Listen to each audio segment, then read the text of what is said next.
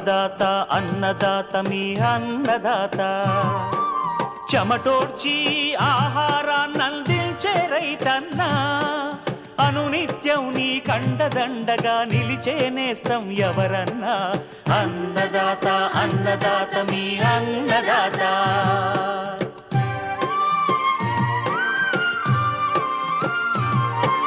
నూతన రీతుల సాగుబడికి నూరింతలు పెరిగే దిగుబడికి సూచనలిచ్చే సస్య రక్షణకు పశు పోషణకి శాస్త్ర విజ్ఞానం అందించి ముందుకు నడిపే తెలుగు రైతు భారతదేశానికి మకుటం అయ్యేలా తీర్చిదిద్దే ఆశయంతో మిమ్ము మేలు కొలిపేది అన్నదాత అన్నదాత అన్నదాత మీ అన్నదాత అన్నదాత అన్నదాత మీ అన్నదాత.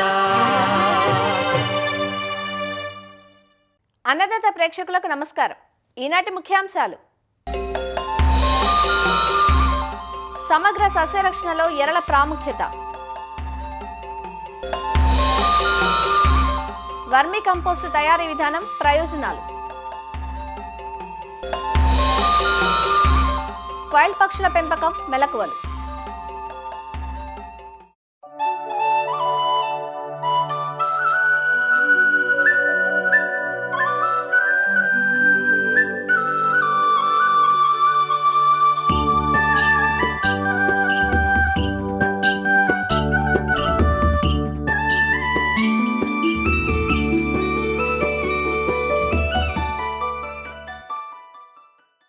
అధిక దిగుబడుల సాధనే ధ్యేయంగా సాగుతున్న నేటి వ్యవసాయంలో భూములు సారాన్ని కోల్పోయి నిర్జీవం అవుతున్నాయి. అందుతున్న దిగుబడుల కన్నా గుమ్మరించే రసాయనాలే అధికంగా ఉంటున్నాయి. ఇలాంటి సమయంలో భూసారాన్ని పెంచి భూమి ఫలదతను పరిరక్షించాలంటే సేంద్రియ ఎరువుల వాడకం తప్పనిసరి. సేంద్రియ ఎరువులంటే ఒక్క పశువుల ఎరువే కాదు, జీవన ఎరువులు, పచ్చిరొట్ట ఎరువులు, వర్మీ కంపోస్టు కూడా వస్తాయి. వానపాముల విసర్జితమే వర్మీ కంపోస్ట్. వర్మీ కంపోస్టును ఎలా తయారు చేసుకోవచ్చు, ఏ వ్యర్థాలను ఇందుకు ఉపయోగించుకోవచ్చు, ఎలాంటి మెలకువలు పాటించాలి, ఉపయోగాలేమిటి అనే వివరాలను తెలియజేస్తున్నారు ప్రొఫెసర్ జయశంకర్, తెలంగాణ రాష్ట్ర వ్యవసాయ విశ్వవిద్యాలయం Palem Krishi Vigyan Kendra programme coordinator doctor Prabhakar Reddy. Vermicompost అనేది వానపాములు తిని విసర్జించిన పదార్థం. ఇది సేంద్రియ ఎరువుగా చాలా ఉపయోగపడుతుంది. ఈ వర్మీ కంపోస్ట్ తయారు చేయడానికి మనకు ముఖ్యంగా సాధారణ వానపాములు కాకుండా ఈ సేంద్రియ పదార్థం తినే వానపాములను మాత్రమే ఉపయోగించాలి. ఇక్కడ మనకు యూడ్రిల్లస్ అనే వానపాములు, ఎక్స్కవేటర్స్ అనే వానపాములు, 2-3 రకాల వానపాములు మాత్రమే ఈ వర్మీ కంపోస్ట్ తయారు చేయడానికి ఉపయోగపడతాయి. ఈ రకమైన వానపాములు 90% సేంద్రియ పదార్థాన్ని తిని ఒక 10% మాత్రమే మట్టిని తినే అలవాటు కలిగి ఉంటాయి. ఈ వర్మీ కంపోస్ట్ తయారీకి ఉపయోగించే వ్యర్థ పదార్థాలను చూసినట్లయితే ఈ యొక్క పంటలు కోసిన తర్వాత మిగిలిపోయిన పంట వ్యర్థాలు, లేదంటే పశువుల పాకలో మిగిలిపోయిన లిట్టర్ కానీ, ఇతర పేడ కానీ, ఇతర వ్యర్థ పదార్థాలు, అలాగే కూరగాయలు, కుళ్ళిపోయిన కూరగాయలు కానీ, ఇంటిలో ఉండే చెత్త కానీ, లేదంటే గ్రామీణ ప్రాంతాల్లో గ్రామ పంచాయతీ నుంచి వచ్చే వివిధ రకాలైన తడి చెత్తను కూడా ఈ యొక్క వర్మీ కంపోస్ట్ తయారు చేసుకోవడానికి ఉపయోగించుకోవచ్చు. ఈ వర్మీ కంపోస్ట్ తయారు చేసుకోవడానికి ఈ ఎండ తగలకుండా, వాన పడకుండా ఉండే విధంగా ఒక షెడ్డుని, ఒక పర్మనెంట్ షెడ్ కానీ, లేదంటే తాత్కాలికంగా తక్కువ ఖర్చుతో ఈ తాటాకులతో లేదా గడ్డితో కూడా మనం ఈ యొక్క షెడ్డును తయారు చేసుకోవచ్చు. ఈ షెడ్డులో మనకు ఈ యొక్క వర్మీ కంపోస్ట్ తయారు చేయడానికి తొట్లను నిర్మించుకోవాలి. ఈ తొట్టి యొక్క సైజులు కనుక మనం చూసినట్లయితే 1 మీటర్ వెడల్పు, 1/2 మీటర్ ఎత్తు, దాంతోపాటు పొడుగు మనకు ఉండే సేంద్రియ పదార్థాన్ని బట్టి 10 మీటర్లు లేదా 20 మీటర్ల పొడుగు ఉండే విధంగా మనము ఈ యొక్క వర్మీ కంపోస్ట్ తట్టెల్ని మనం తయారు చేసుకోవాలి. సో ఈ తొట్టెల్లో మనం సేంద్రియ పదార్థాలను వేసి వాటిపైన వానపాములు వేయటం ద్వారా ఈ వర్మీ కంపోస్ట్ తయారు చేసుకునే అవకాశం ఉంటుంది. దీంట్లో కనుక మనం ముఖ్యంగా చూసినట్లయితే ఈ అడుగు భాగాన వేపపిండిని చల్లుకోవాలి. ఈ వేపపిండిని చల్లుకోవడం ద్వారా ఈ వానపాములు తినే చీమలు, పురుగులు, బల్లులు లేదా తొండల లాంటి వాటిని నివారించుకోవడానికి ఈ యొక్క మనం అడుగు భాగాన ఈ యొక్క వేపపిండిని చల్లుకోవాలి. దాని మీద మనం ఈ యొక్క కొబ్బరి పీచు కానీ లేదా అరిటాకులు లేదా ఒక 2 నుంచి 3 ఇంచుల మందం ఈ కొబ్బరి పీచు, అరిటాకులు పరుచుకొని దాని మీద సేంద్రియ పదార్థాన్ని చల్లుకోవాలి, సేంద్రియ పదార్థాన్ని వేసుకోవాలి. ఈ వ్యర్థాలను, పశువుల పేడను కలిపిన మిశ్రమాన్ని ఒక 20 రోజులు పక్కన వేసి దానిపైన నీరు స్ప్రే చేస్తూ ఒక 2-3 రోజులకు ఒకసారి నీరు చిలకరిస్తూ ఉండి ఈ యొక్క పాక్షికంగా కుళ్ళిన పదార్థాలను మాత్రమే ఈ యొక్క వర్మీ కంపోస్ట్ తొట్టెలోకి తీసుకొని దానిపైన వానపాములు వదిలినట్లయితే వర్మి కంపోస్ట్ తయారు చేసుకునే అవకాశం ఉంటుంది. సాధారణంగా చూసినట్లయితే చాలామంది అనుకోవచ్చు మనకు సాధారణమైన గడ్డి కానీ అప్పుడే పీకిన కలుపు కానీ ఇతర రకాలైన సేంద్రియ వ్యర్థాల మీద డైరెక్ట్గా వానపాములు వదిలితే అది వర్మి కంపోస్ట్ తయారు కాదు. మనకి ఎప్పుడైనా పేడతో కలిపిన ఈ యొక్క వ్యర్థ పదార్థాలను ఒక 20 రోజులు పాక్షికంగా కుళ్ళిన తర్వాత మాత్రమే దాన్ని మనము ఈ యొక్క వర్మి కంపోస్ట్ తొట్టెల్లోకి తీసుకొని దానిపైన మనం వానపాములు వదులుకోవాలి. సాధారణంగా వానపాములు వదులుకున్నప్పుడు 1 చదరపు మీటర్కు 1000 వానపాములు వదలాలి. ఈ వానపాములు వదిలినప్పుడు అవి ఈ యొక్క సేంద్రియ పదార్థాన్ని తిని విసర్జించి ఆ విసర్జించిన పదార్థమే మనకు వర్మి కంపోస్ట్గా ఉపయోగపడుతుంది.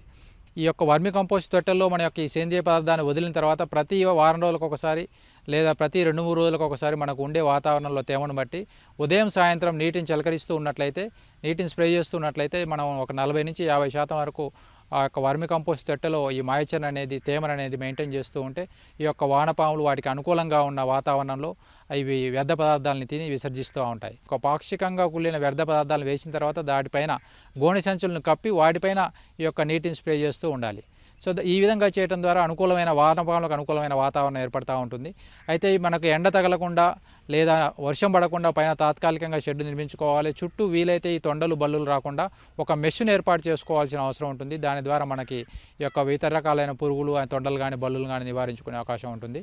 దీంట్లో ముఖ్యంగా గుర్తుపెట్టుకోవాల్సిన అంశం ఏంటంటే మనం తీసుకునే యొక్క వ్యర్థ పదార్థాలు బట్టి మనకు 2 నుంచి 3 నెలల్లో కొన్ని సందర్భాల్లో బాగా కుళ్ళిన వ్యర్థ పదార్థాలు తీసుకున్నప్పుడు 40 రోజుల్లోనే వర్మి కంపోస్ట్ తయారయ్యే అవకాశం ఉంటుంది. కాబట్టి ప్రతి టన్ను వ్యర్థ పదార్థాలను మనం తీసుకున్నట్లయితే 600 నుంచి 700 కిలోల వరకు వర్మి కంపోస్ట్ తయారు చేసుకునే అవకాశం ఉంటుంది. కాబట్టి ప్రతి 2 నెలలకు ఒకసారి మనం వర్మి కంపోస్ట్ తయారు చేసుకున్నట్లయితే సంవత్సరంలో 6 సార్లు మనం వర్మి కంపోస్ట్ తయారు చేసుకునే అవకాశం ఉంటుంది. కాబట్టి దీని ద్వారా అంటే ప్రతి కేజీ వర్మి కంపోస్ట్ అమ్మడం ద్వారా 10 రూపాయల వరకు వచ్చే అవకాశం ఉంటుంది. కాబట్టి ఈ విధంగా ఒక టన్ను వ్యర్థాలను మనం చేసుకున్నప్పుడు 10,000 రూపాయల వరకు సంపాదించుకునే అవకాశం ఉంది. ముఖ్యంగా చూసినట్లయితే మనం ఎంత మోతాదులో ఈ వర్మి కంపోస్ట్ వేసుకోవాలనేది మనకు చూసినట్లయితే సాధారణ పంటలకి 1 ఎకరాకి 1 టన్ను వరకు అంటే 10 క్వింటాల వరకు వర్మి కంపోస్ట్ వేసుకోవాల్సిన అవసరం ఉంటుంది.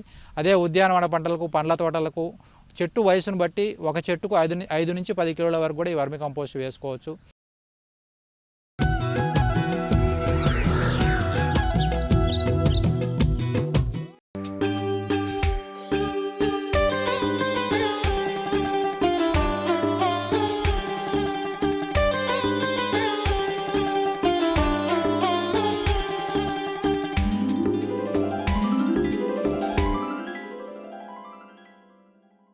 పంట విత్తింది మొదలు చేతికొచ్చే వరకు పలు రకాల చీడపీడలు పంటలపై దాడి చేస్తుంటాయి. పురుగు ఆశించిన ప్రతిసారి మందులు కొట్టుకుంటూ పోతే సాగు వ్యయమే కాదు, ప్రకృతి సమతుల్యత కూడా దెబ్బతింటుంది. పంటలకు మేలు చేసే మిత్ర పురుగులు నశించిపోతాయి.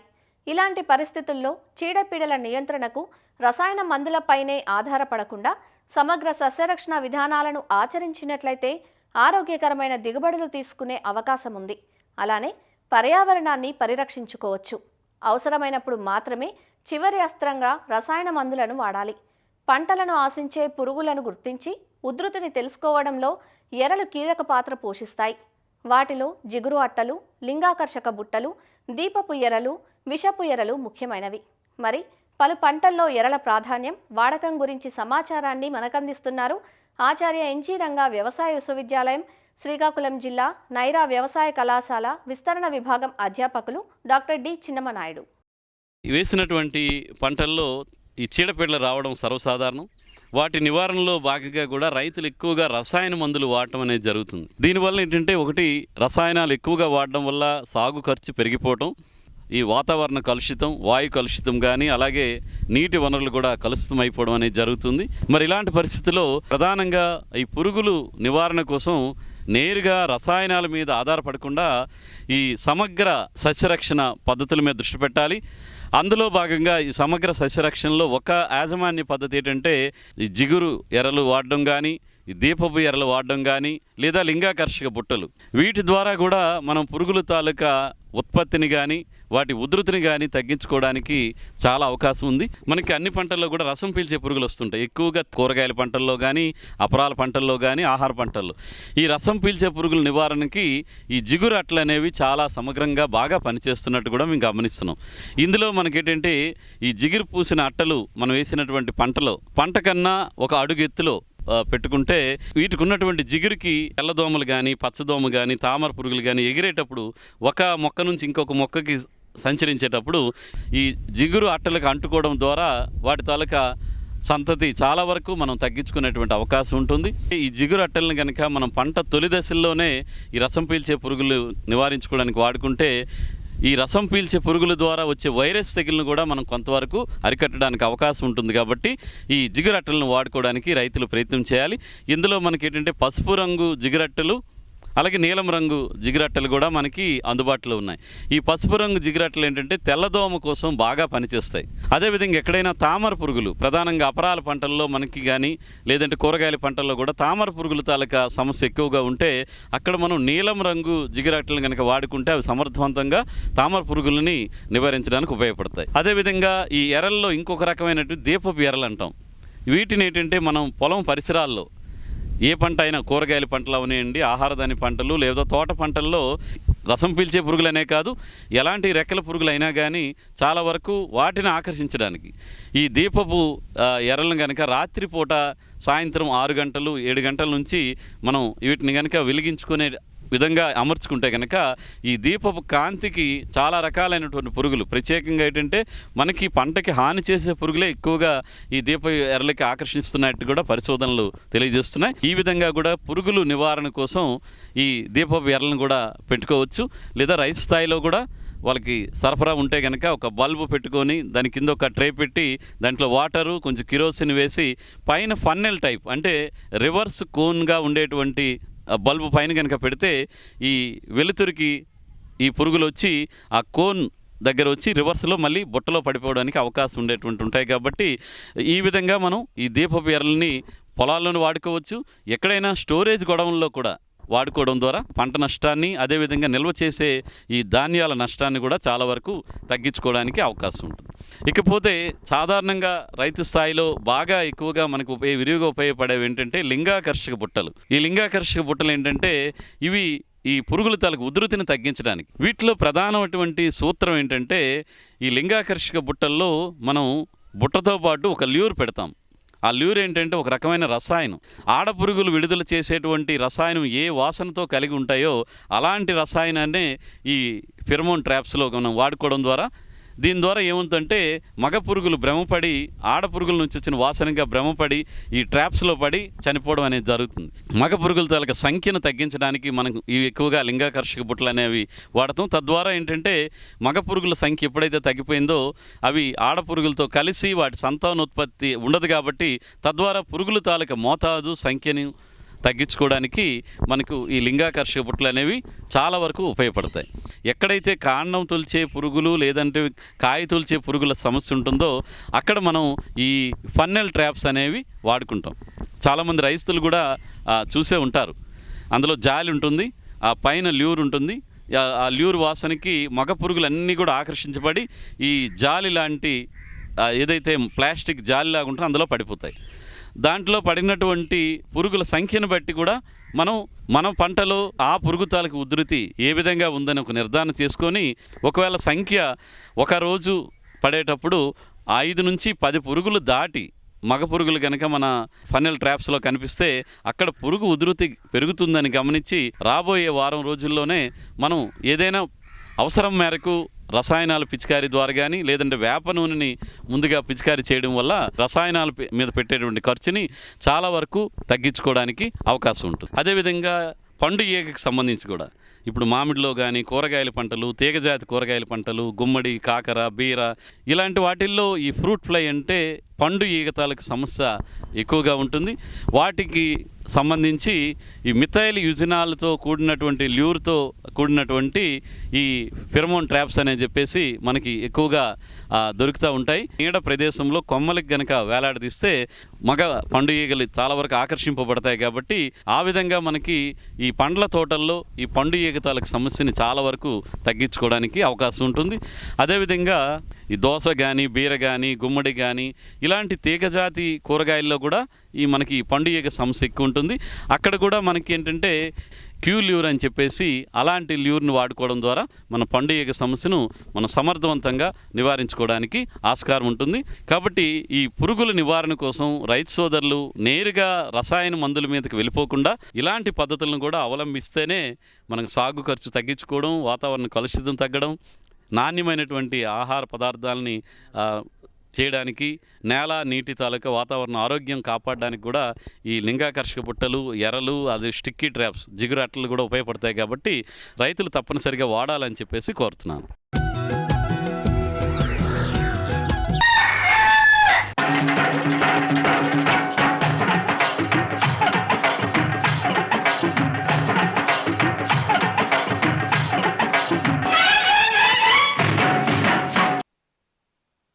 మాంసం కోసం పెంచే పక్షుల్లో కౌజుపిట్టలు కూడా ఒకటి. సాధారణంగా రైతులు ఫారం కోళ్ళు, నాటుకోళ్ళు, టర్కీ కోళ్ళు, కౌజు పక్షులను మాంసం కోసం పెంచుతూ ఉంటారు. వీటిలో కౌజుపిట్టలు చాలా చిన్న పరిమాణంలో ఉంటాయి. అందువల్ల తక్కువ స్థలంలో వీటిని తేలిగ్గా పెంచుకునే అవకాశం ఉంది. ఒక కోడిని పెంచే స్థలంలో 5-6 కౌజుపిట్టలను తక్కువ ఖర్చుతో పెంచుకోవచ్చు. వీటిని వైల్స్ అని, పరిగ పక్షులని, జపనీస్ పిట్టలని అంటారు. వీటి నుంచి సంవత్సరానికి 4 బ్యాచ్లు తీసుకోవచ్చు. అయితే రైతులు గుర్తుంచుకోవాల్సింది ఏమిటంటే వీటి మార్కెటింగ్. కౌజు మాంసానికి డిమాండ్ ఉండే దాబాలు, హోటళ్లతో ముందుగా మాట్లాడుకొని విక్రయించగలిగితే పెంపకం లాభసాటిగా ఉంటుంది. కౌజు పిట్టల పెంపకంలో మెలకువలు, ఆదాయ వ్యయాల గురించి రాజేంద్రనగర్లోని పివి నరసింహారావు వెటర్నరీ విశ్వవిద్యాలయం పౌల్ట్రీ సైన్స్ విభాగం assistant professor doctor T Srilatha నుంచి తెలుసుకుందాం. సో కోళ్ళ పెంపకం తో పాటుగా ఈ కంజుపిట్టలు అనేవి తక్కువ కాలంలో, తక్కువ పెట్టుబడితో, తక్కువ స్థలంలో పెంచబడే విధంగా ప్రాచుర్యం చెందింది. సో ఈ మధ్య కాలంలో చాలామంది రైతులు మరియు నిరుద్యోగ యువత వీటి పట్ల ఆసక్తి చూపిస్తూ ఉన్నారన్నమాట. ఈ కంజుపిట్టలు 6 నుంచి 7 వారాలలో గుడ్లు పెట్టడం ప్రారంభించి సంవత్సరానికి 280 నుంచి 300 గుడ్లు పెడతాయి. సో వీటి యొక్క గుడ్లు మచ్చలు కలిగి ఉండి కొన్ని తెల్లని రంగులో కూడా ఉంటాయి. ముఖ్యంగా ఈ కంజుపిట్టలని మాంసం కోసము పెంచుతున్నారు. ఒక రోజు ఉన్న క్వాయిల్ పిల్ల బరువు 7 నుంచి 9 గ్రాముల వరకు ఉంటుంది. మాంసం కోసం పెంచే కంజుపిట్టలు 5 వారాల వరకు 220 నుంచి 250 గ్రాముల బరువుకి చేరుకొని మార్కెటింగ్ చేయడానికి వీలుగా ఉంటుంది. అంటే ఎదిగిన కంజుపిట్టలు రోజుకు 25 నుంచి 30 గ్రాముల వరకు దానా తీసుకుంటాయి. ఈ విధంగా అవి 5 నుంచి 6 వారాల వరకు పెంచినప్పుడు మనకి 500 నుంచి 600 గ్రాముల వరకు దానా తీసుకుంటాయి. వీటి జీవన సామర్థ్యము మనకి 90%గా చెప్పవచ్చు. సో కంజుపిట్టలో కోళ్ళ పెంపకంతో కంపేర్ చేస్తే ఒక కోడిని పెంచే స్థలం లోపల మనము ఒక 8 నుంచి 10 కంజుపిట్టలని పెంచుకోవచ్చు. కోళ్ళ గృహవసతి ఎలా ఉంటుందో కంజుపిట్టల గృహవసతి కూడా అలాగే ఉంటుంది. కాకపోతే ఈ కంజుపిట్టలు ఎగిరిపోకుండా ఉండడానికి మనం చుట్టూ కబూతర్ జాలి బిగించాల్సి ఉంటుంది. ఒక చదరపు అడుగుల్లో మనము 5 నుంచి 6 కంజుపిట్టలని పెంచవచ్చు. ఒక 10x10 అడుగుల ఉన్న రూమ్ లోపల 500 కంజుపిట్టలని మనం పెంచడానికి వీలవుతుంది. మరియు ఇవి తక్కువ దానా తీసుకొని ఎక్కువ గుడ్లు పెడతాయి.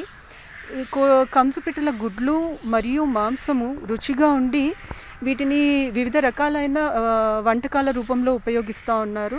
ఈ కంజుపిట్టలోని ప్రత్యుత్పత్తి కోసం ఉపయోగించినప్పుడు వీటిని మగ మరియు ఆడ నిష్పత్తి 1 మరియు 3 నిష్పత్తి లోపల ఉంచాల్సి ఉంటుంది. తర్వాత వీటి సంపర్కాన్ని మొదలైన తర్వాత 4 రోజుల తర్వాత గుడ్లను సేకరించాల్సి ఉంటుంది.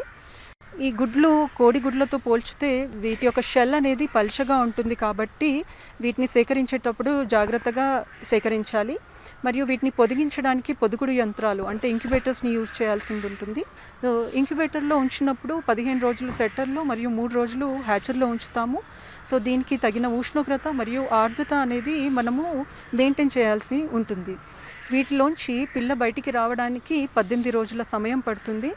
సో కోయల్ గుడ్లలోంచి వచ్చిన పిల్లలు చాలా సున్నితంగా ఉంటాయి. ఇవి బయట వాతావరణానికి తట్టుకోలేవు. ముఖ్యంగా చలికాలంలో ఈ చలిని అసలు తట్టుకోలేవు. కాబట్టి వీటిలో బ్రూడింగ్ అనేది చాలా ముఖ్యమైనది. సో మొదట 3 వారాలు వీటికి డీప్ లిటర్ పద్ధతిలో మరియు బ్యాటరీ బ్రూడర్ పద్ధతిలో కూడా మనం బ్రూడింగ్ అనేది చేయవచ్చు. సో డీప్ లిటర్ పద్ధతిలో చేసినప్పుడు మామూలుగా మనము కోళ్ళల్లో ఎలా బ్రూడింగ్ చేస్తామో కాయిల్స్లో కూడా బ్రూడింగ్ అలాగే చేస్తాము. ఇక్కడ మనము వంకీలు తిరిగిన పేపర్లను కానీ లేకపోతే గోనె సంచులను కానీ లిటర్ పైన పరవాల్సి ఉంటుంది. సో దీనివల్ల పిల్లలు అనేవి జారిపోవు. సో మనం మొదటి వారము 37 డిగ్రీల సెంటీగ్రేడ్ ఉష్ణోగ్రత ఉండేటట్టు చూసుకోవాలి. సో ఇవి చిన్న పిల్లలుగా ఉన్నప్పుడు హెడ్లింగ్ అనేది జరుగుతుందన్నమాట. దీన్ని ఒకదానిపైన ఒకటి గుమ్మికూడి వీటి లోపల సఫోకేషన్ అయ్యి మరణాలు అయ్యే ఛాన్సెస్ ఎక్కువ ఉంటుంది. కాబట్టి ఒక బ్రూడర్ కింద 250 నుంచి 300 కోయల్ పిల్లల కంటే ఎక్కువ మనము వేయకూడదు. సో వీటితో పాటు మనం దానా తొట్లు కానివ్వండి, నీళ్ళ తొట్లు వాడినప్పుడు తొట్లలో గులకరాళ్ళు లాంటివి వేస్తే కోయల్ పిల్లలు దాంట్లో పడే అవకాశము ఉండదు. 3 వారాల వయసు తర్వాత ఈ మనము వీటి లోపల లింగభేదం అనేది చేయవచ్చు. మగ కోయల్ పక్షులలో మెడ కింద భాగంలో గోధుమ రంగులో ఈకలు ఉంటాయి. అదే ఆడ కోయల్ పక్షుల లోపల గోధుమ రంగు ఈకుల పైన మనకి నల్లటి మచ్చలు అనేవి కనిపిస్తూ ఉంటాయి. ఒకవేళ వీటిని 5 వారాల తర్వాత మనం గుడ్ల కోసం కనుక ఉపయోగిస్తే వీటిని గుడ్లు పెట్టే గృహానికి 6 వారాల తర్వాత మార్చాల్సి ఉంటుంది.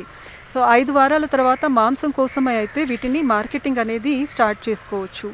జనరల్గా మనకి కోళ్ళల్లో ఉదయం సమయంలో గుడ్లు పెడతాయి.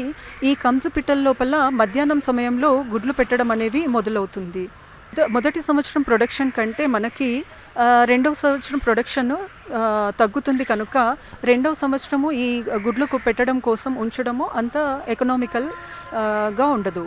సో మాంసం కోసం పెంచే కోయల్ పక్షుల కోసము మాంసం కోసము అభివృద్ధిపరిచిన పక్షులని ఉపయోగిస్తే మంచిది.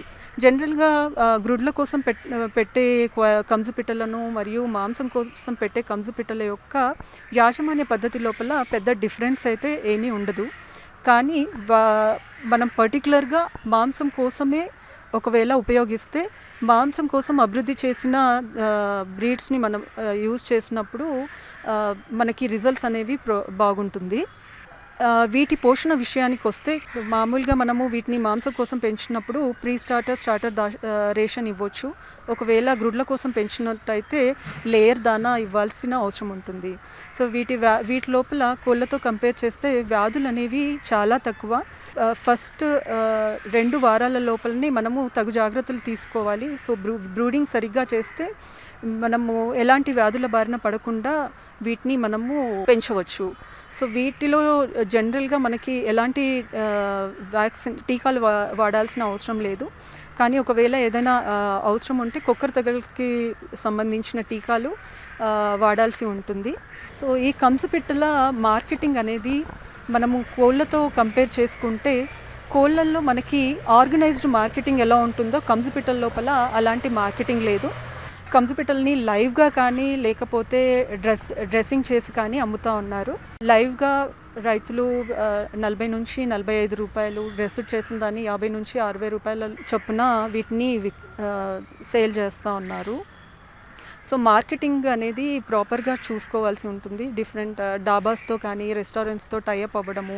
సో మీ దగ్గర కోయల్స్ అవైలబిలిటీ ఉంది అనేసి అందరికీ తెలిసేలాగా చేయడం వల్ల ఫార్మర్స్ వీటి వల్ల లాభాన్ని పొందగలుగుతారు. మనము 1000 కంచు పిట్టలని పెంచినట్టయితే వాటి లోపల చిక్ కాస్ట్ మనకి కంచు పిట్ట పిల్ల ధర 10 రూపాయల వరకు ఉంటుంది. వాటి యొక్క దానా కాస్ట్ అది 600 గ్రాముల వరకు దానా తీసుకుంటే మనకు దానా ఖర్చు ఒక 20 రూపాయల వరకు తీసుకోవచ్చు. ఇతరత్ర ఖర్చులు విద్యుత్ శక్తి మరియు మెడిసిన్స్ అలాంటివి తీసుకున్నట్టే 3 నుంచి 5 రూపాయల వరకు మనం పెట్టాల్సి ఉంటుంది. ఒక కంచు పక్షి పైన మనము 30 నుంచి 35 రూపాయల వరకు ఖర్చు అవుతుంది. సో రైతు కనీసం 40 రూపాయల నుంచి 45 రూపాయల వరకు వీటిని అతను సేల్ చేస్తే అతనికి తగిన ఆదాయం అనేది లభిస్తుంది. సో వీటిని బ్యాచ్ల వారీగా మనము మార్కెటింగ్ చేయడం వలన ప్రతి సంవత్సరం మనము 7 బ్యాచ్ల వరకు తీయవచ్చు. మరి మార్కెటింగ్ అనేది చేయడానికి సులువుగా ఉంటుంది. మరిన్ని విభిన్న అంశాలతో రేపటి అన్నదాతలో మళ్ళీ కలుసుకుందాం. నమస్కారం. అన్నదాతలు తమ సందేహాలు సమస్యలను 1800 425 టోల్ ఫ్రీ నెంబర్లో ఉదయం 10 గంటల నుంచి 11 గంటల మధ్య పని దినాలలో సంప్రదించగలరు. ఈ కార్యక్రమాన్ని యూట్యూబ్లో www.youtube.com/annadaata ETV లింక్ ద్వారా వీక్షించవచ్చు.